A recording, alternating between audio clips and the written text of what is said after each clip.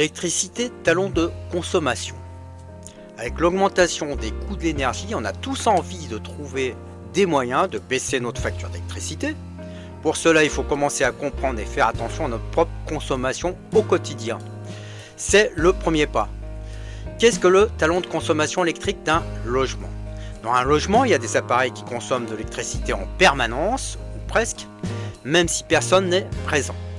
Cette consommation de base qui reste constante tout au long de la journée et de la nuit est appelée le talon de la consommation électrique. Comment se forme le talon de consommation? Le talon de consommation est principalement lié aux appareils en veille et aux appareils qui fonctionnent en continu. Voici quelques exemples courants. Le réfrigérateur, il fonctionne jour et nuit pour maintenir la température des aliments. La box internet, les routeurs, souvent laissés allumés en continu pour accéder au Wi-Fi. Les veilles des téléviseurs et des ordinateurs, même éteints, ils consomment un peu d'énergie en mode veille. Les éclairages de sécurité, comme les veilleuses ou l'éclairage extérieur automatique. Et enfin, les chargeurs branchés sans appareil. Même sans téléphone ou ordinateur, ils continuent de consommer de l'électricité. Pourquoi est-il important de comprendre le talon de consommation? Connaître le talon de consommation est essentiel pour deux raisons. Optimiser sa consommation. Comprendre ce qui consomme de l'énergie en continu permet de réduire les dépenses. Par exemple, en débranchant certains appareils inutiles la nuit, on peut réduire ce talon. Cela reste un choix personnel suivant les contraintes de chacun. Il y a aussi évaluer l'intérêt des panneaux solaires. Si vous envisagez d'installer des panneaux solaires, le talon de consommation vous donne une idée de la quantité d'énergie minimale nécessaire lorsque la production solaire est faible, comme la nuit ou en hiver. C'est surtout que si vous avez des panneaux solaires avec des micro-onduleurs sans système de batterie, alors le surplus de production solaire qui n'est pas consommé par le logement repart chez le fournisseur d'accès gratuitement, sauf si un contrat est prévu avec ce fournisseur. Dans ce cas, on va essayer de consommer ce surplus de manière optimale. Cela commence par connaître la consommation de base régulière afin de calculer le nombre de panneaux nécessaires et suffisants pour démarrer une installation solaire. Comment mesurer le talon de consommation de son logement? Pour calculer ce talon de consommation, vous pouvez utiliser un compteur connecté ou un appareil de mesure qui suit votre consommation en temps réel. L'idée est de noter la consommation durant une période où aucun appareil n'est utilisé activement, par exemple très tôt le matin. Certains permettent le suivi dans le temps avec une application sur le smartphone. Il s'installe dans le tableau électrique par un électricien.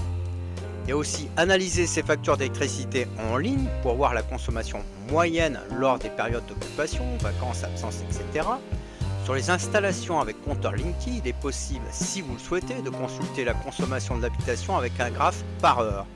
On peut pousser l'analyse dans le temps, on garde historique, pas besoin de modifier son installation électrique. Passons aux astuces pour réduire le talon de consommation. Débrancher les appareils en veille. Utiliser des multiprises avec interrupteur pour couper plusieurs appareils en une fois. Investir dans des équipements économes. Un réfrigérateur plus récent consommera moins qu'un ancien modèle. Les appareils électriques ont une étiquette avec la classe énergétique qui est un indicateur de performance économique de ce dernier. Il y a aussi comme autre exemple les ampoules basse consommation. Automatiser l'extinction des appareils. Certains appareils peuvent être programmés pour s'éteindre automatiquement. Certains téléviseurs ont un menu pour cela, éteindre au bout de 4 ou 6 heures d'inactivité. Et quand on possède quelques panneaux solaires sans batterie, on peut essayer de lancer une machine à laver pendant le pic de production des panneaux solaires. Analyse de la consommation d'une journée. Prenons maintenant un exemple plus concret avec les informations horaires de puissance remontées par le compteur Linky. Prenons l'exemple sur un jour où il y a eu un peu de soleil l'après-midi sur une installation avec des panneaux solaires. La première étape est de discerner l'origine des pics ou baisses de la consommation sur la journée. Sur cette image à l'écran, on repère une baisse de la consommation l'après-midi. C'est l'effet que peut avoir des panneaux solaires sur une journée où il y a un peu de soleil l'après-midi.